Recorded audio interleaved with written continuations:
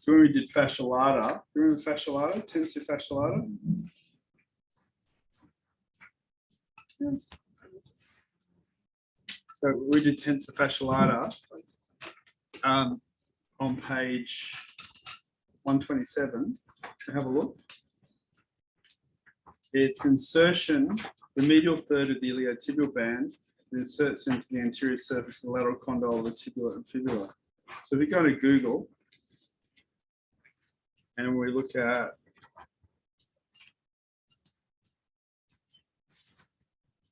that's right, iliotibial band, iliotibial band.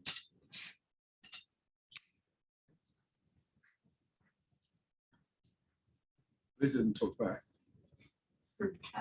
Did talk back through the speaker. This is a good one.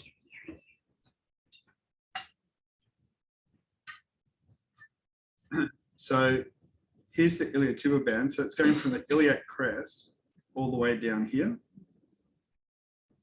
Does anyone get any pain there on the side of the knee? She's so asking.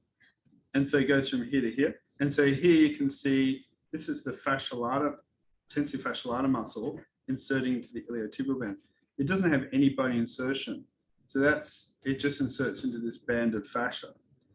And then here's the gluteus maximus here, and it's inserting also into the iliotibial band here. And so you got one going in from the front, one going in from the back.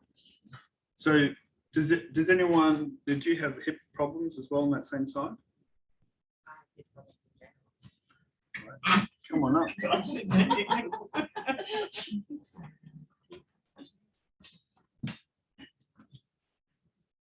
Maybe Shani's planted here just to be like, you got punked. That was definitely my purpose in life. Destroy your body so you can punk die.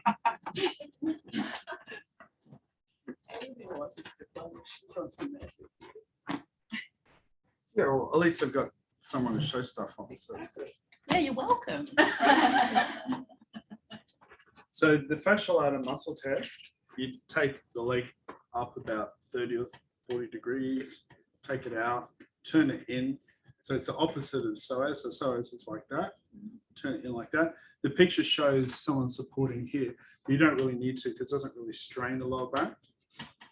So I usually like to test it from here, and I get a hold. So that's showing stress. This one, then hold. That one's showing stress. And it's got these nice big long neurolymphatics, which are quite unique along the side. So I'll touch here and then hold. No. Here and hold. So the neurovasculars work. So I'll just get you to hold the neurovasculars for that one. So that's hopefully the correction for that one.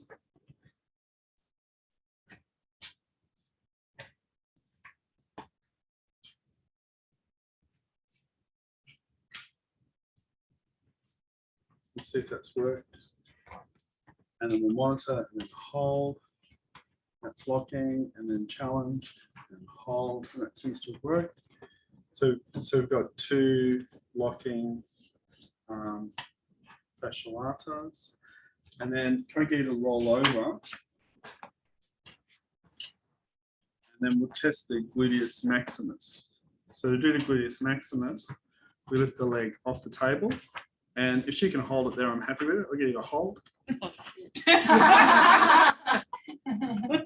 You should maybe do some weights or something. And just relaxing and then hold. So that's bilateral. So I'll get you to turn your head. Which way? Whichever way is comfortable. And I'll just touch C2, which is the first bony protuberance, because C1 doesn't have a spinous process. And then I'll get you to hold again. Hold. So they're not working. So I'll try the meridian. So I'll touch the end of the meridian. And then hold. Seems to do it. So even though I didn't hold, yeah, so it's working. So can I get a turn over? So let's just revise the Meridian Chakra Release. So I go Meridian Chakra Release, so electrical, chakra, put that in the circuit. I'll touch the ends of the large intestine 20, large intestine 1 in the nail bed of the index finger. Do that one again. And then I'm going to do stomach. No, I'll do Chi, Jing Chi Shen, so Shen. And then we'll come back to the large intestine. We go light touch, deep touch, that's deep touch. So look that up in your poem book. So it was Shen, large intestine. Oh, no wonder.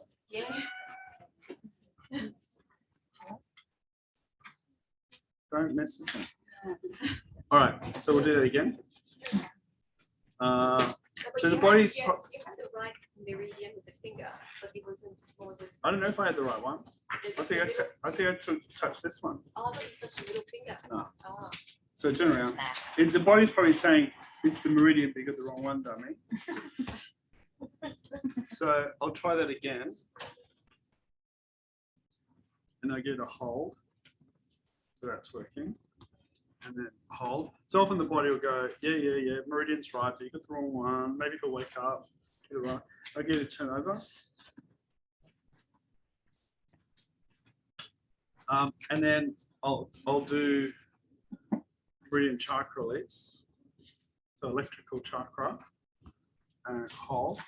Indicating now, did indicate last time. And then you just touch your nipple. Yeah. So if you're doing this the other way around, because you already know which one you're doing, because normally we do the points and then we do. Yes, Yeah. because I know I'm already working with that meridian. Yeah. I'm just touching the point that I'm doing. Okay. And then hold. And then try and get you to touch your alarm point, light touch. And I'll do the chi now. So you go Jing Chi Shen. So we got the Shen. And then I go light touch, deep touch. So it's under energy. So what's the virtue for that one? Column, pericardium, Shen.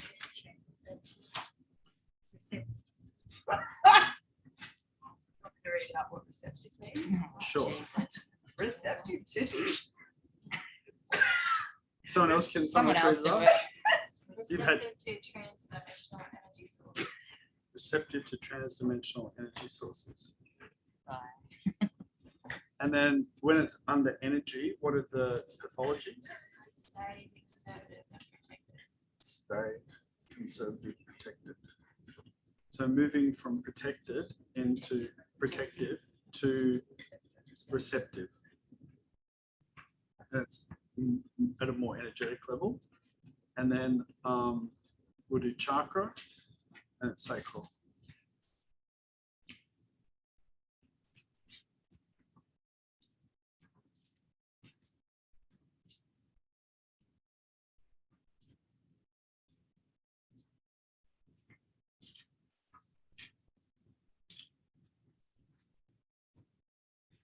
And then more, and then we'll come around and check the muscle and turn it around. And then I'll just get it, lift that up and then hold. Try and hold it there while I push. Yep, so that's good. And then hold. Yep, good. And then we're going to turn, actually, this is where you've got to flip a lot. So what I'm going to do now is I'm going to do reactives between the fascia ladder and the Gluteus Maximus because they both converge onto the iliotibial band. And the iliotibial band is prone to slipping off the hips. And also when it's out of whack, it creates issues here around the side, the condyle, the lateral condyle and the medial and the fibula here. That's where it kind of inserts. So often people have like a clicky hip where the soft tissues flicking over the trochanter and then pain here. Do you have any of that? Both of those. So I'll just put this one in second first and then hold. So left gluteus maximus is the reactor, and then hold. So no reactivity, turning around. And then I'll check the fascia ladder, so just relax, And then hold. So the right fascia ladder is reactive. Hold and the left. So it's switching off both. So you turn around again. So then I got to spindle the muscle in that way. I could try and jam it. Just relax.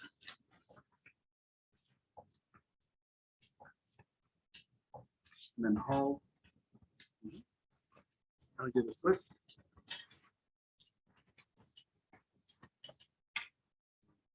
Hold. Hold. And so that's the correction, and I'll challenge it. And then hold.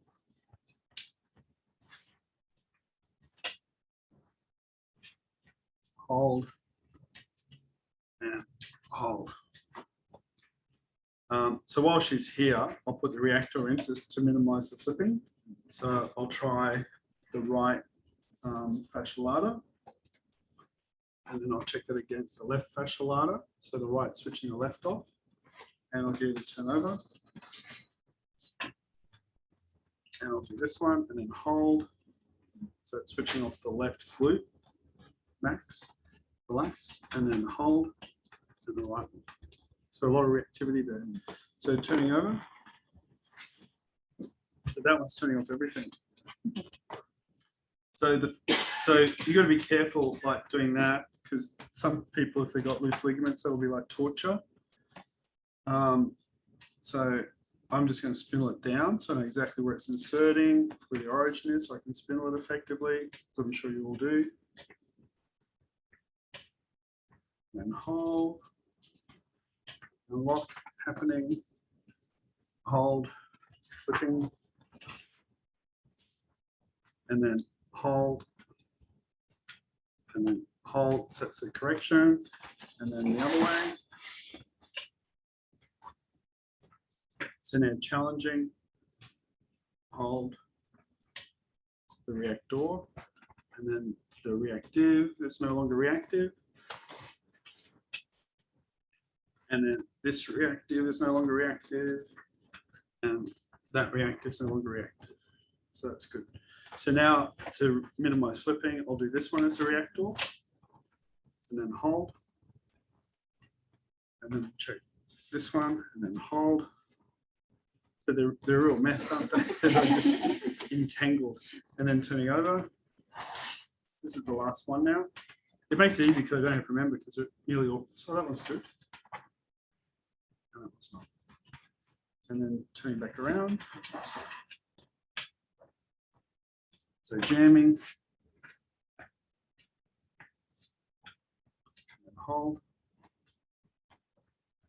And then hold. Over.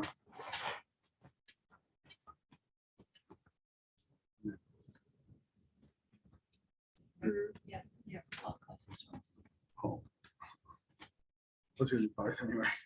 My brain is so yeah. So see how that feels. I felt different as we were going through it, like a few things. Okay.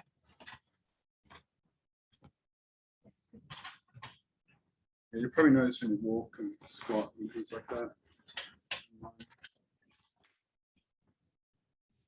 Yeah, it's a lot better. My hips always. Good and quick. Awesome. So slip tibial band, that can be like a big hip issue for a lot of people. So by looking at the reactivity between the fascia ladder and the gluteus maximus, that can solve it. So there is a soft tissue manipulation that you'll be learning in STF3, very similar to the bicipital tendon. Remember the bicipital tendon one that we looked at during STF2?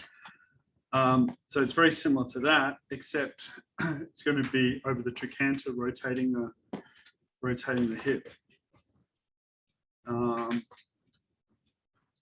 But again, that one probably won't hold unless you clip the reactivity between the latissimus dorsi and the gluteus maximus.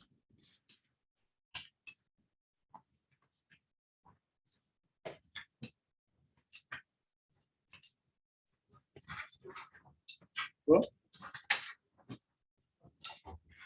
yeah, I'm giving up on my brain this weekend. The gluteus maximus and the fascia ladder.